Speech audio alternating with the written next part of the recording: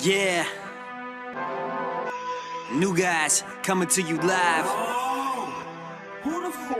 You could bet this like Jerome. New guys are men of steel. Best coverage in the league. Prime Reavers on the field. Don't know, better ask. G-Nick, the hype is real. Gurus with the knowledge, you can check the mass appeal. They gon' turn your fantasies into dollar bills. Making dynasties from drafts like the Spurs when they build. Want the bragging rights and titles at your work. Let the new guys serve the wisdom to you first. I ain't advertising, just kicking facts. They turn averages to Drakes cause they winning back to backs. So sit back, relax, all ears when they speak. And rain on competition with anything they leak. Make leagues joy gray like Ramsey did break. Passing off the mic, I'm out here, peace. Breaking news, everyone. The holdout has finally ended for safety Earl Thomas. For those of you who have drafted Le'Veon Bell, you should continue to panic. But James Conner, though. yeah, for those of you with James Conner, good foresight or quick fingers if you didn't draft him. Anyway, that's the most recent relevant news of the day. Earl Thomas has reported to Seattle. The offer the Cowboys had made for a second rounder for him has been rescinded, so he will be playing for the Seahawks this week, which is exciting for them because their defense is made up of entirely new pieces for the most part, so it will be good to have a familiar face out there. And welcome back, Nick. How's Tampa? It's good. In the rainy season right now, so for those of you who have never been to Florida, about this time of year, it is sunny until about 6 o'clock, and then it rains all throughout the night. So. And I'm in New York where it's still in the 80s, but way less humid than Florida. So, anyways, we're just going to start off talking about relevant topics like that. So I feel like since we've briefly mentioned Le'Veon Bell, for people that have not drafted yet, how far in your rankings do you have him falling? Because the new rumor is he won't be returning until week 10. No. Yeah, honestly, I'm staying away from Le'Veon Bell. When playing and healthy, he's the best player. But right now, where he's going in the first round no matter what, early first round. I think that is, at that position, you might as well just go with someone. I'd definitely go with David Johnson and Todd Gurley over him. And then in most leagues, you'll probably start going maybe, just because of the uncertainty, maybe around 7, 8 now. But I would take Kamara over him definitely, or Saquon, someone who's guaranteed to be there for the first 16 weeks or whatever, how long he's missing, I don't know. So I would stay away from Bell. I agree with the idea of staying away to a certain extent. I'm all about mitigating risk. I would much rather take McCaffrey with an early second than Le'Veon Bell and have him sit there for 10 weeks potentially. So, mid-second round, late second round, I'd probably go Bell, but there is surefire talent out there for the first 20, 25 picks or so. So I would let him fall even farther. He's a league winner, and if you're willing to grind it out for, it could be 1 week, it could be 10 weeks, we don't know, good for you. I just like to take the safer route, so I would take him even farther back than that. But I agree, he's definitely going to fall if you haven't drafted less yet. And if you haven't, you did draft him, hopefully you have a good backup. If not, as we mentioned, James Connors is filling. But good luck solving that issue. I wanted to touch on Khalil Mack going to the Bears. Scary defense now. Do you think it's a draftable defense now, top 10, or you think they're sort of a streamer? Does it not really change your perception of the Bears' defense? Not from a fantasy perspective. But from a division perspective. From team defense, it's definitely a big improvement getting whatever, one-time, two-time defensive player of the year. I don't know how many times it's won it, but yeah, I don't really know what the Raiders were thinking on that one. And I don't love the idea of the Bears signing him either, actually. I think it's a good move for the Bears, but they're still a few years away, I think. So throwing that money at a guy who's 28, or I don't know, he's 28 or 29, I'm not sure, he's still in the prime of his career. That is a lot of money for a guy who is right in his prime right now. I wish he was a few years younger. I think it would make more sense. Mm-hmm. I wish someone like the Packers went for him because they have 2 first-rounders next year. Maybe pair him with Aaron Rodgers, go for a ring this year. Mm-hmm. Still, the Bears definitely improved their roster a whole lot with that move. Well, there's hope in Chicago, and they have him under contract till he turns, I think, 33. I still don't think it's enough to beat Green Bay or take the division. But you never know. You know, Chicago's excited for it.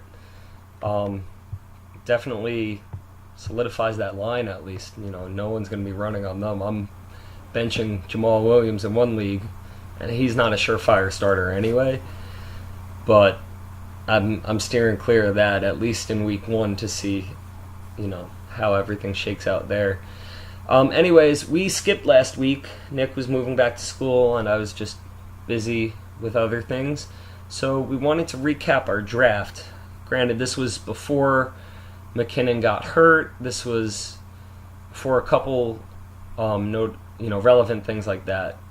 You know, Alfred Morris's stock has gone up. So take some of these players with a grain of salt. Some things have changed since then, but we figured we'd do similar to what we did last year. We'll just briefly go through it round by round, say a pick we like or don't like. And I'll turn to you, Nick, to start us off round 1. Was there any real surprise here other than our uncle taking Tom Brady? Yeah, that was definitely interesting. Let me get the draft up quickly. I didn't think there were that many shocking things that happened. Obviously Lev Bell went 3rd in our league, 'cause that was before all this, so that's kind of a huge blow to Uncle Frank, Gerard's dad. Mm-hmm. But yeah, so I think it was really to the basics. I didn't love Jake taking, I think he took Julio Jones At I 9. want to say early. Mm-hmm. At 9, I didn't love that. I think he could have got something better. I don't remember how the board was falling, but I had Julio Jones a lot lower. I might have said that on here. I think he was my first round bust just because I don't like his style of play from a fantasy perspective. It's more of a better for a football team.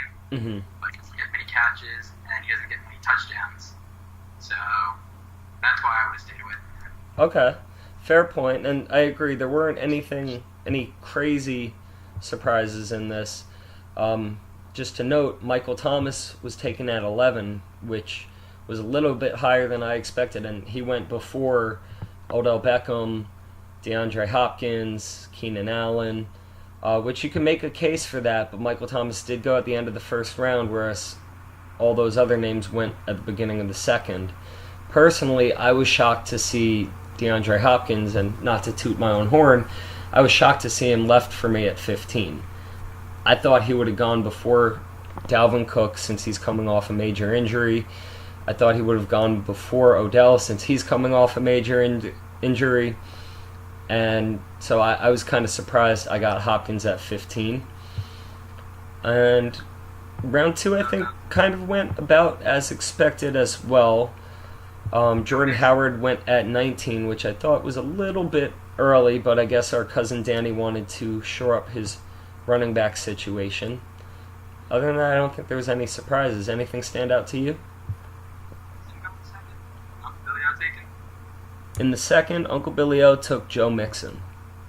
Yeah, that was definitely a little risky. That pushed some talent down the board. I know in the second, I had the 23rd pick, I was preparing.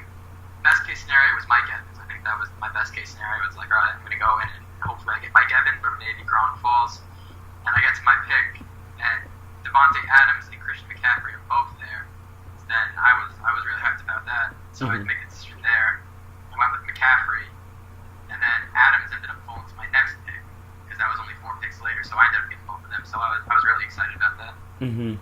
And now those 2 picks in between you were Gronk at 24, which is a great pick. That's about where he usually goes. And then, unfortunately for my brother, Jerick McKinnon at 25. So, similar to Bell with my dad, Jerick McKinnon at 25, that's a big blow, especially because having the back-to-backs, he has to wait 20 picks for his next pick. And again, this was before the injury, so there was no way of knowing, but it is unfortunate because he could have had Devontae Adams, who ended up falling to you. So in the third, any surprises here?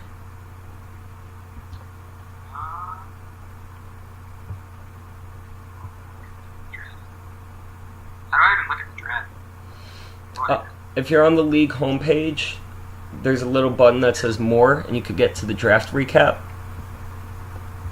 Can I do that on the phone? Oh, I don't know if you can do that on the phone. I think just the computer. I'll just look at you go with yours, and then I'll do that in the meantime. Okay. So I guess the pick that I question the most, which I don't question it, it's in between where I saw he went most drafts this year and where he went last year. At 35, Aaron Rodgers was selected. He was the second quarterback off the board, not counting the Tom Brady mistake. My Uncle Len went with Aaron Rodgers at 35. End of the third. Great pick. A little earlier than where he had gone in my other leagues, but last year he went at the beginning of the third round, and this year he happened to be going usually in the fourth round. We're in a 12-team league, so it's larger than ESPN standard leagues. So it was a little earlier, but if he didn't take him there was a decent chance he wouldn't have been left for his next pick. So I understand it, and he does arguably have the greatest quarterback in the game. So I don't think it was a mistake. He passed on Zach Ertz, Demaryius Thomas, Royce Freeman, Amari Cooper, some good players, but I think it could work out to his benefit because he does have the greatest quarterback, in my opinion.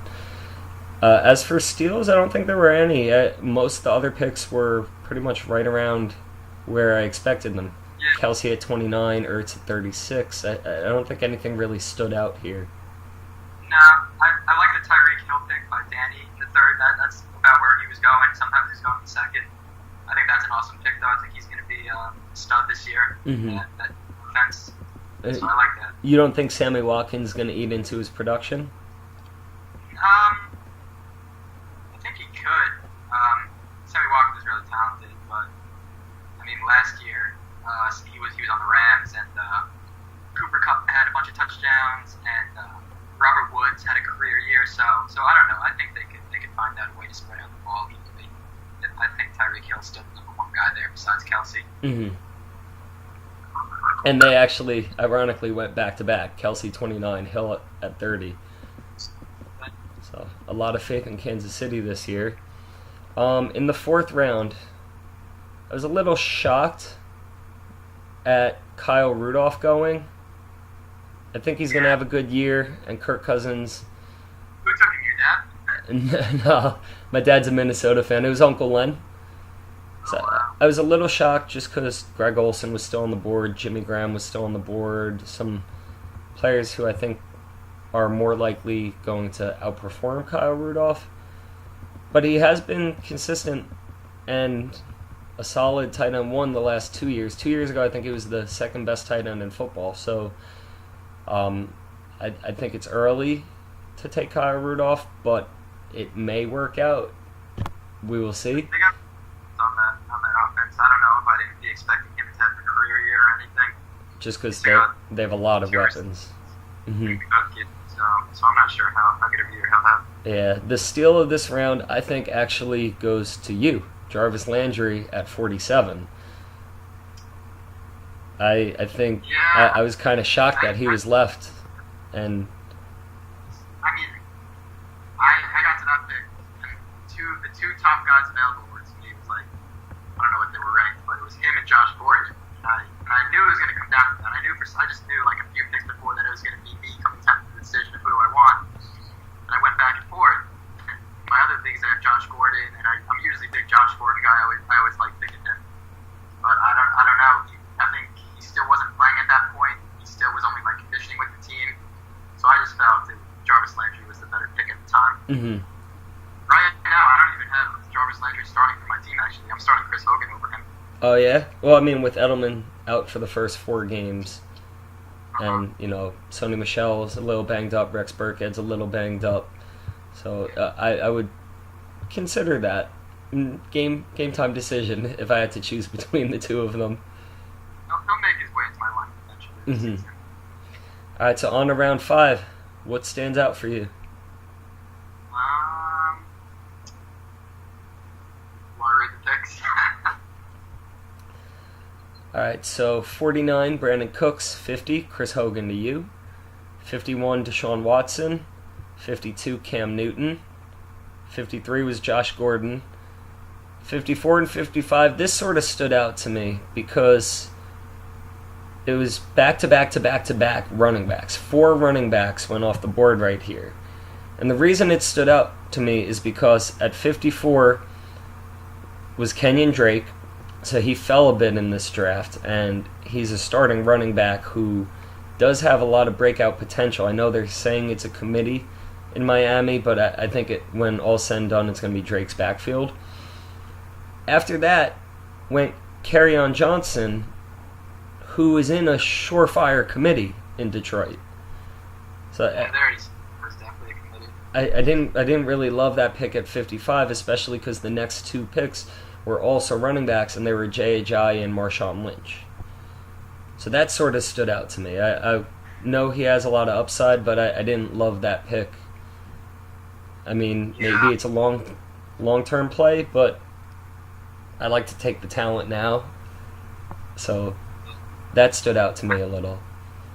Yeah, I definitely take Drake over those guys. And I'm not even that big on Drake, but I know they're expecting big things from him. I know Frank Gordon was talking him up a lot, saying, I think he said something along the lines of, after watching Drake play one practice, like, now I know why we got rid of Jay or something like that. So he could definitely have a breakout year. Yeah, he can, and I have stock in him in one of my leagues. I have a little more faith in him than most because he helped me win a championship last year. But I just think, like, I'm not completely sold on Ajayi or Lynch this year, but I would have taken either of them over Kerryon Johnson, just given their situations. And then the round ended out with me taking Juju at 58, then Mark Ingram went 59, and Carlos Hyde at 60. So it was a big running back round. Yeah, if Bell, I didn't even think about that effect. If Bell doesn't play for the first 10 weeks, that's a lot of production for Juju, because Bell's essentially the number 2 receiver on that team. Mm-hmm. It's a lot of targets. Probably an extra. That's an extra 6 to 8 targets, most likely, to be divvied up. And even if that's only 2 or 3 more for Juju, he can turn that into something, especially if some of those looks are in the red zone. So, on to round 6. The first pick was Deion Lewis. Couple quarterbacks went in this round. Drew Brees at 64, Russell Wilson at 66. Only 1 tight end, Jimmy Graham, went at 69. Oh, wait, no, 3 quarterbacks were taken. This was the round you took Andrew Luck. Yeah, I took Luck over. And Alshon fell to 72. He's missing the first 2 weeks or more, but that could be a steal at the very end of the 6th. So I think everyone drafted pretty well this round. It was a decent quarterback round. Looks like a lot of people went with their skill positions earlier on and then decided to address that later. And there was a lot of quarterback depth this year, so it made a lot of sense.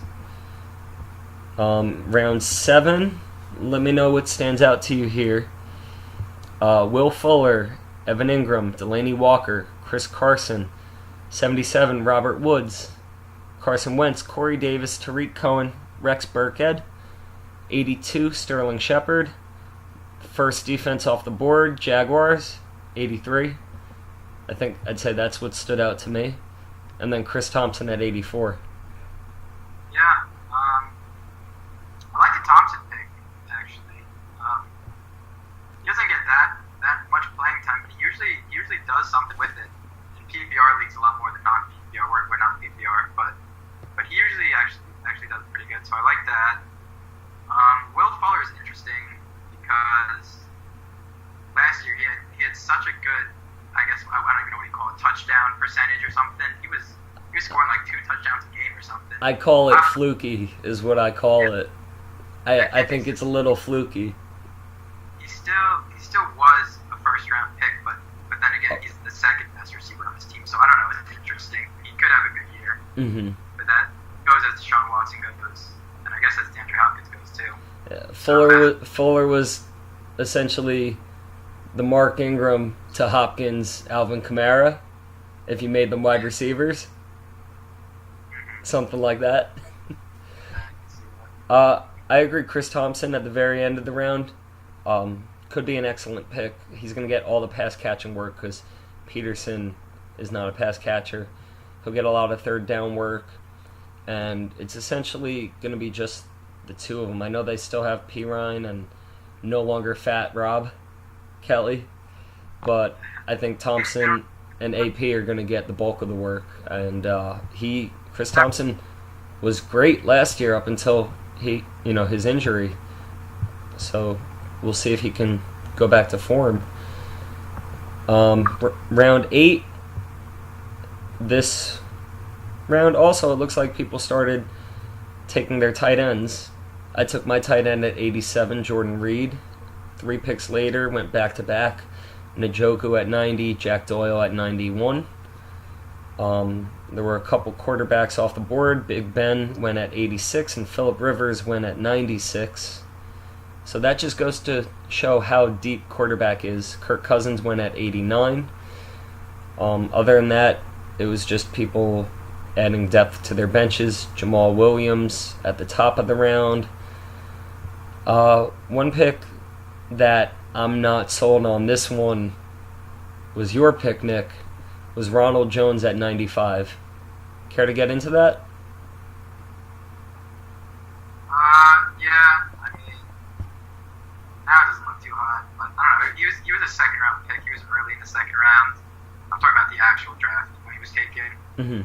I know Peyton started now, but at that point I knew I had two running backs already. I just needed a guy back there for when I get to the buys eventually. And I think once my guys start getting to their buys, I think they're like 8 and 9 or something. I think Ronald Jones should be the starter. Mm-hmm. So I think talent eventually shows. Barber might be the guy right now, but he hasn't been anything special in the past. I think eventually Ronald Jones should get most of the carries on that team. So so it's an upside play for later in the season when your buys hit. That makes sense.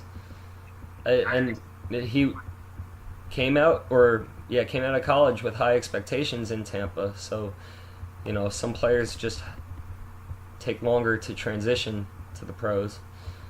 But we'll see if it works out. I want to see where Peyton Barber went in comparison.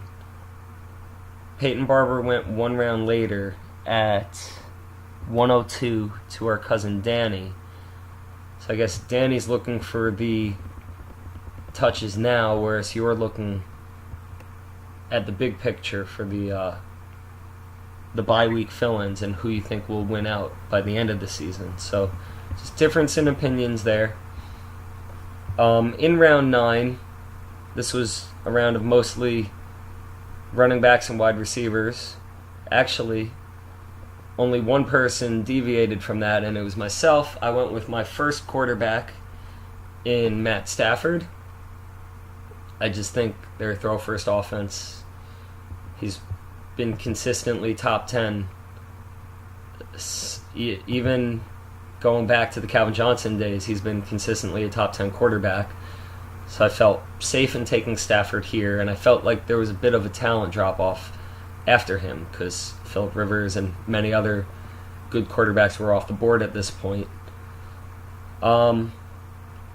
Other than that, no real surprises. Marlon Mack went at 107. We'll see how that backfield shakes up. Sony Michel at 99. Robbie Anderson at 101. I think that could be a really good pick. Robbie Anderson? I think he is technically the number 1 receiver in that offense. If you can get a number 1 receiver at 107, who knows? So I think that's a good value pick there. I think he was also close to 1,000 yards last year, actually. Mm-hmm. People look at a guy like Stephon Diggs. Stephon Diggs is a lot better than Robbie Anderson. There's just an example. People have such high hopes for him. Yeah, he's never had 1,000 yards either. I think he had the same amount of yards as Robbie Anderson last year. Mm-hmm. And he someone like Adam Thielen stealing away targets on his team. So by no means am I saying Robbie Anderson's better than Stephon Diggs. I'm just saying in comparison, Stephon Diggs is going like 25, Robbie Anderson is going 110. So that's just something to watch. Yeah, there's a lot of value in that pick, and a few other picks this round. A few other potential top receivers on their teams that went this round. Kelvin Benjamin went at 104, and I know the quarterback situation is not great in Buffalo, but he is the top receiver on that team. And then at 103, our Aunt Anna, who was actually a finalist last year, took Julian Edelman. You know, arguably Brady's top target once he returns. We'll see. So. Yeah, that's a good pick too. You know, that's like a market room pick. You know, eventually they're gonna work their way in. Mm-hmm. Julian Edelman has a history with Brady. They're best friends. So I think that was a good one around there. So round 10 sparked a bit of a run for defenses, which I personally think is a little bit early. Just to put that in comparison to who was still on the board, the last pick of round 10 was Nelson Aguilar, which might be a steal, especially the first month of the season while Alshon's banged up. So my brother Dominic getting Nelson Aguilar at 120 is great. In comparison, 115, 117, and 118 went Eagles D, Rams D, Vikings D, respectively. So I thought that was a little surprising. I thought it was a little early for defenses to start going. I took Garoppolo at 111. You took Allen Hurns at 119. So there was still talent on the board. Two quarterbacks in back-to-back rounds. I went quarterbacks in back-to-back rounds. Yes, I did. I told myself if I'm waiting this late, I guess I should elaborate on to why. Since I waited to the 9th round to get my first quarterback, I told myself I'm going to make sure I have good quarterbacks and go back-to-back while there's still talent. I think Garoppolo has top 10 upside. He's had the whole offseason in San Fran now working with Shanahan, so I expect big things from him. So he was an upside play, and Matt Stafford was the consistency play. I think between the two of them, I'll have an RB1 every week. So that was my thought process on that. I already had, most of my other starters locked up at this point. I did regret not landing a surefire backup tight end. I mentioned earlier Jordan Reed's my tight end. He's always injured. Later on in the draft, I got his backup Vernon Davis, but I do sort of regret not ending up with like a Trey Burton or Charles Clay somewhere in there. So, but that's why I did that. Round 11, do you still not have it pulled up over there? Yeah, I think the phone one's here. So. No, I wasn't sure. All right, so round 11, some great picks. Charles Clay at 131. Potentially Cameron Meredith at 129. We'll see. Jake took that dart throw, and they had high expectations. I know their rookie, Traquan Smith, I think his name is, has been coming on strong, so we'll see how that works out. Trey Burton to Danny at 126, I think, is amazing. He's going to break out so hard this year. Little bit of a reach. John Ross at 122 was you, but I think it's going to work out great. And I made the same reach in another league. So, well done on that. Honestly, at that point, what are we, round 11? I don't think there are any reaches, honestly. I kind of just, once I get to this point, I kind of just have my players who I think are going to be good, and if I just want them, I'll just take them a couple of rounds. Oh, I had him on my board, and I told myself, if he's there, I'm taking him, and he wasn't there because of you. It was a good pick. 2 kickers went in this round. Again, a little early. Some people like to, lock up their starters. If it works, it works. But if Greg Zuerlein, maybe that's an exception, just because he was putting up 20 points a year last year. It was Zuerlein and Gostowski were the 2 kickers. I understand Zuerlein. He was playing like a running back last year. Just saying, 123 Gostowski, 124 Zuerlein, 130 Adrian Peterson. Starting running back. Was our draft after they announced him on the Redskins? Was that before or after? It was after the Geis injury. It was after he signed with Washington, but I think it was before that big preseason game where he went for, I think, 58 yards. I think it was before that. Okay. Round 12, since you took John Ross, I decided to take John Brown at 135. That's a good pick. I think so. Colts. Speedster, who would draw the second best corner because Crabtree's going to get all the attention. I think it could work out. Might be sort of boom or bust, which coincidentally the pick before that was Deshaun Jackson at 134. So a little back-to-back boom or bust by myself and Uncle Len. Alex Smith went at 137 and Mahomes at 139. Danny had himself a pretty solid draft, taking Mahomes this late. I expect big things from that offense, and it starts with their quarterback, so we'll see. My dad took Tyler Lockett at 142, which I think could be a great pick, especially if Baldwin's injury lingers. And you took your backup quarterback in Jared Goff. Care to elaborate? Yeah, I was pretty shocked he was left. I think he's a good backup. Luck's my starter, but if anything happened during the bye week, I'm comfortable starting Jared Goff. I don't know. He's on what could be the highest scoring offense in the league. It was last year, so it doesn't matter. I feel like he'll be sure to get points. Mm-hmm. Fair enough. From round 13 on, we saw a handful of kickers and defenses start to go, so we'll disregard those. But we'll just get into the talent that was still coming off the board. At 145, Dominic took Latavius Murray, who, especially early in the year, I think will get a good amount of carries, while Dalvin Cook is, transitioning back into, game shape. So I think Murray could get some goal line work and have relevance, at least in the first month. Danny Amendola from Miami went to you. Also could be a great pick. I know Parker's a bit banged up now. Yeah, that's what Dak Prescott went at 147. Chris Godwin at 48. Gio Bernard at 149. Who I think that's a sneaky good pick for Kurt, because it's really just Bernard and Mixon there.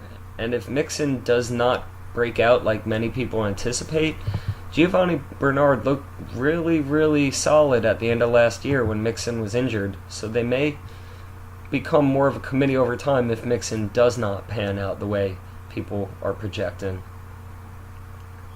So, since you're the Colts fan, I'm going to have you shed some light on this. Jordan Wilkins at 153. I know Mac went a couple rounds earlier, but do you have any clarity on who's going to, lead that backfield now? Not really. It's kind of a committee, until one guy proves himself. Mac hasn't played in, I want to say, 3 weeks. He's been hurt, Mm-hmm. and he didn't practice today, so it doesn't look like he's playing week 1. If that were to be the case, it looks like Jordan Wilkins will be getting the start week 1, and I like him. I like him a lot. I don't want to say he's going to be the starter over Mac because I like them both. Mac's more of a Jamal Charles, a speedster, big player bust basically. But then Jordan Wilkins is more of a bruiser. He goes in between the tackles, so I like how they complement each other. So I'm a fan of both. But yeah, if Mac's injury lingers, then I could see Jordan Wilkins maybe making something out of his playing time. Fair enough. We'll see how it shakes out. I know that's one of the intriguing backfields people are going to be keeping an eye on. Round 14, Michael Gallup at 157, which I think is a good pick for Matt because we don't really know how things are going to play out in Dallas. Everyone's sort of expecting it to be Allen Hurns, and not many pass catchers to have much relevance beyond that, but there's a chance their rookie breaks out. He's shown somewhat of a rapport with Dak, so that could be a good pick, especially this round. Round 14, this lane draft, everything's just dart throws and upside plays. 162, Antona went with DJ Moore. Same thing. Their offense goes through McCaffrey, Greg Olson and Devin Funchess, but DJ Moore could eat into those workloads, especially if they want to conserve Olson for the playoffs. Because he's the first wide receiver drafted this year too, I think. So. What's up? I mean, in actual draft. In the NFL draft. So there's definitely talent there. Get drafted top 20 or top 25. I don't know what he was drafted. Mm-hmm. Something, so he could be good. Jake took George Kittle at 160, breakout potential at tight end. Kurt took his first quarterback and only quarterback of the draft, but again, just to show you how deep quarterback was this year, he got Tyrod Taylor, who has one of the most stacked offenses in the league this year, at 164. So I think that was a steal. The next pick was Derek Carr, who in comparison was Uncle Billy O's third quarterback. Yeah. So we shall see. And then Dominic took Jared Cook, which he might get some extra targets now that Martavis Bryant isn't there, but I don't think that's going to be anything special. He also took my boy, Eli Manning, at 169. Very excited to see Eli go off the board because I was in a few drafts where he didn't. So that made me happy. Other talent, I think this was a steal by my dad. 171, Calvin Ridley. Yeah, he's the number 2. I'm actually really high on the Falcons this year. I think they have one of the most well-rounded rosters in the league. Mm-hmm.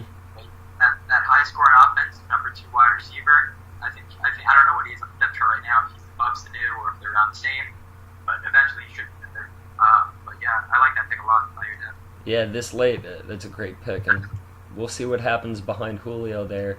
172, Nick Chubb. Any chance he takes that job? I don't know. I haven't really been monitoring that backfield situation throughout preseason. They have a lot of talent back there. I know he'll be the guy in the future, but I'm not sure if he'll happen this year. Yeah, Hyde looked pretty explosive in the preseason, so I think it's his job to lose as well. 174, C.J. Anderson. It's just depth on the bench.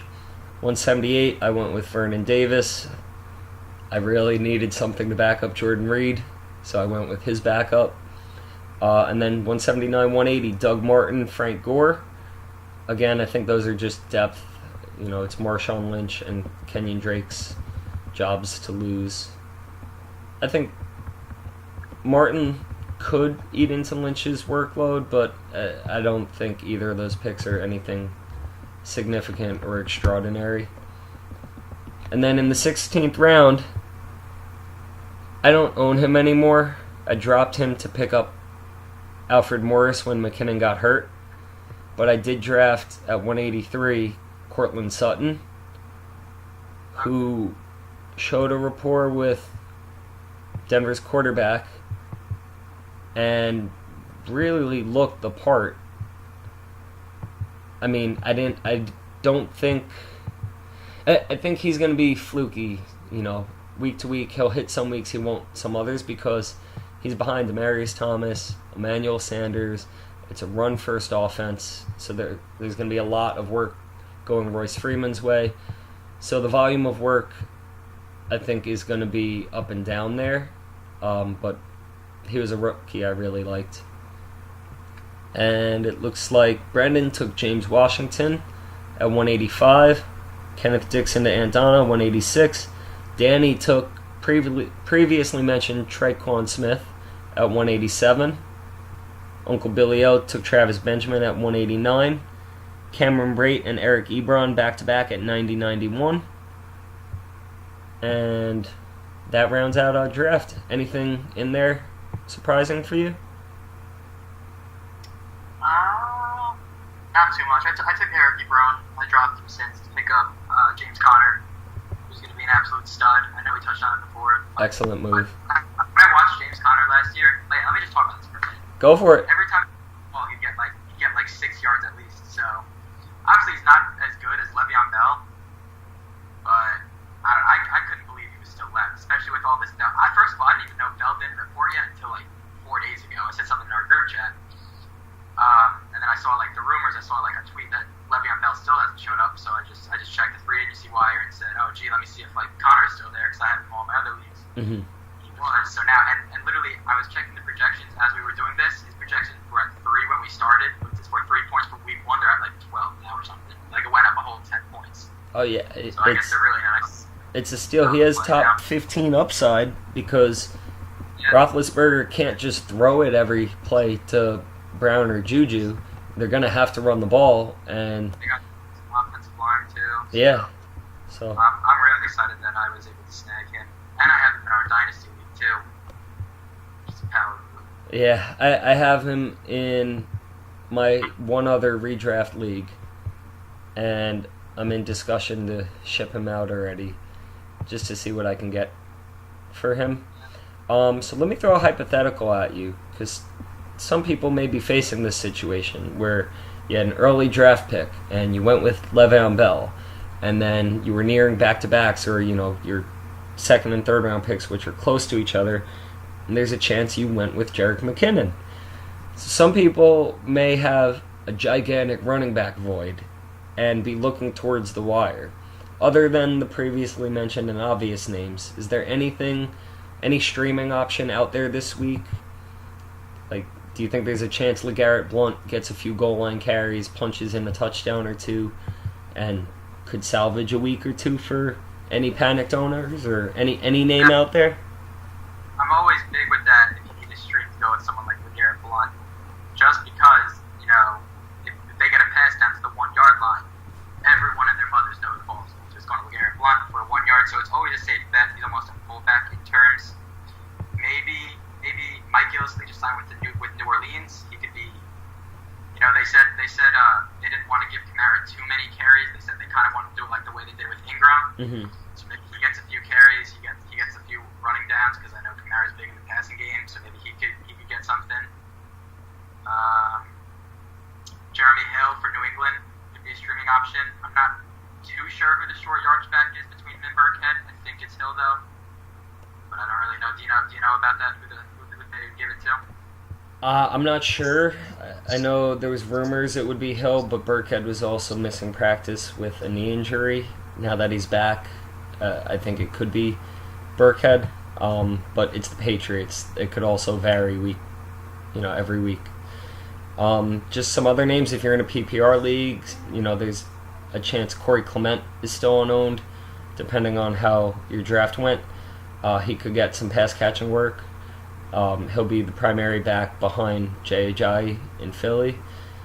And without Alshon there, maybe they lean on the run a little more.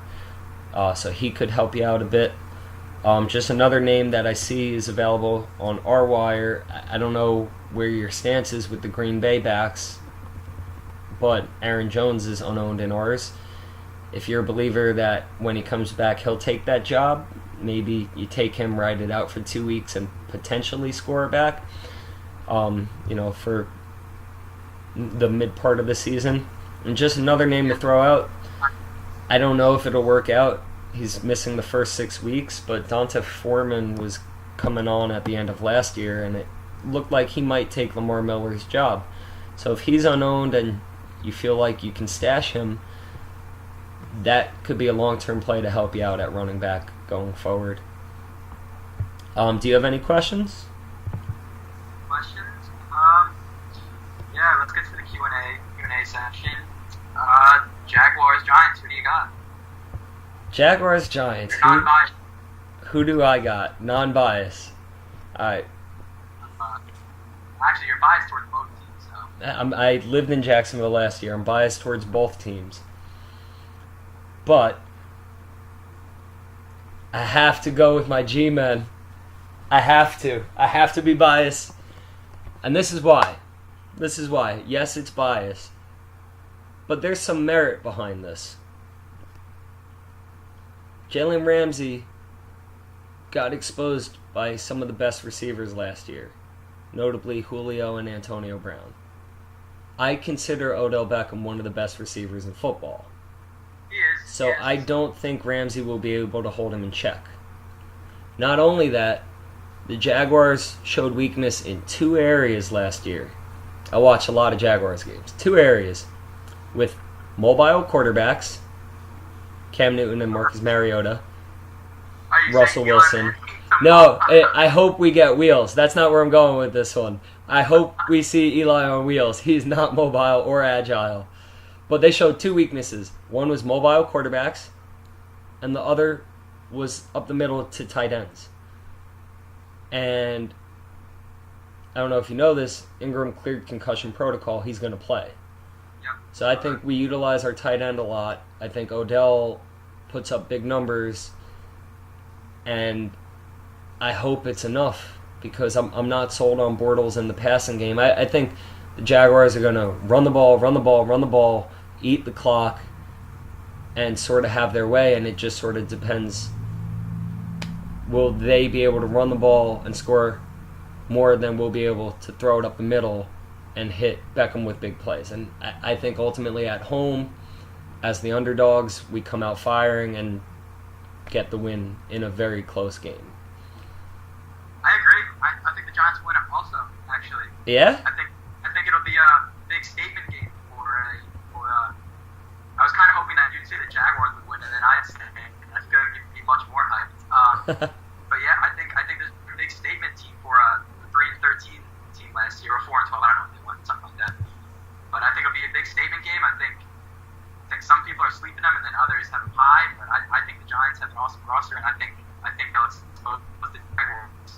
Right? Some people really are sleeping on the Giants. People have short-term memories and seem to forget 2 years ago we were a playoff team. Last year, our line and our receiving corps got crippled with injuries.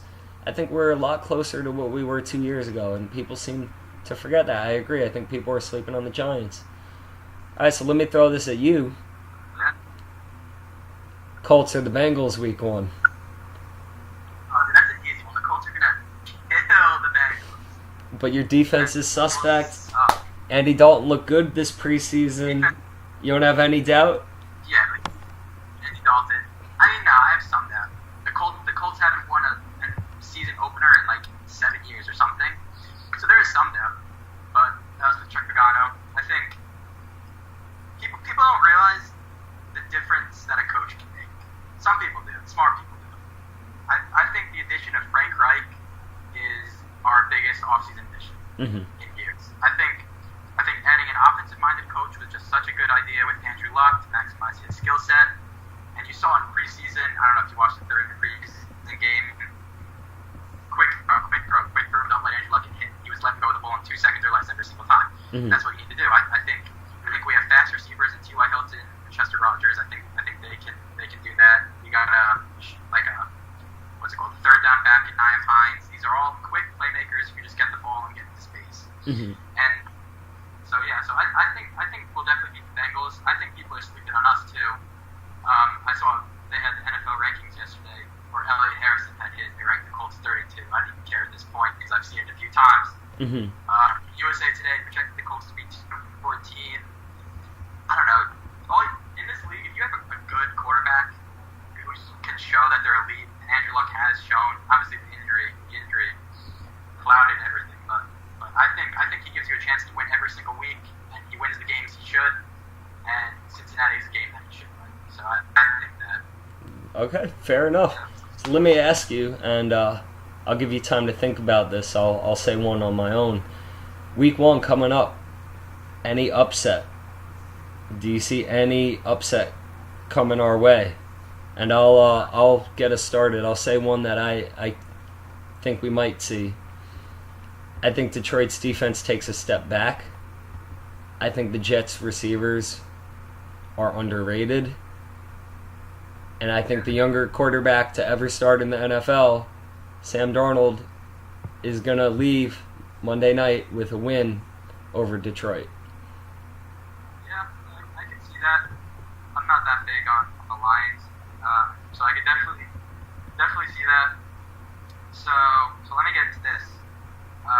So for upset, I didn't really see anything. I think the 49ers will be interesting to watch because they're playing Vikings. Jimmy G hasn't lost yet. This is one of the teams in the league. He's undefeated. That'll definitely be interesting to watch. But along the other lines, I think the Giants was my only other upset. So I'm in the suicide league. I've told you about this in recent years, right? The suicide pool. Mm-hmm. I don't know if anybody else knows about it. So every year I do a suicide pool league. And essentially, every week you pick one team to win, and if they win, you move on to the next round. You move on to the next week. But the key is you can only pick that team once per season, and then you can never pick them again. So this week I went with the Saints over the Buccaneers. I thought that was a safe pick. Ryan Fitzpatrick's playing, so I think that's an easy win. But other ones I was fading was Bills Ravens. I was thinking about going for Ravens. Nathan Peterman starting, and the last time he started, I think he threw 400 receptions in like 2 quarters or something. So those are some interesting ones. Let's see what else.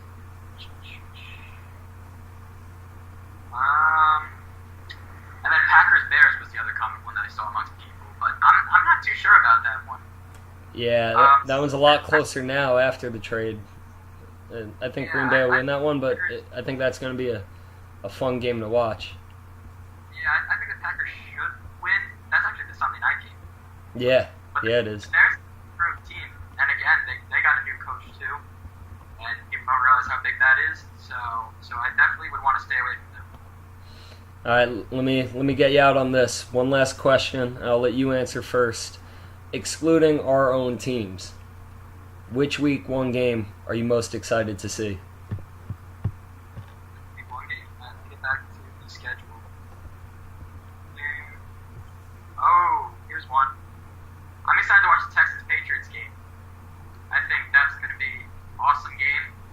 Obviously, I'm not the biggest Texans fan in the world because they're in our division. Mm-hmm. I do think right now they're probably the best team in the division, though. The return of Deshaun Watson, who put up Star Wars numbers last year. It was like he was playing Madden. 19 touchdowns in 6 games or 7 games. I don't know what the number was. That'll be interesting to watch him now who's torn both of his ACLs. Yeah. And then Brady. It's I don't know, millionth season feels like. So I think that'll definitely be a high scoring game. Last year I know the score was like 45-40 or something like that when those 2 teams played. So I'm expecting. I think the Texans defense is a little better now, so I think it'll be a little less high scoring, but I still think a 35-30 game or something. Okay. Yeah, it should be exciting.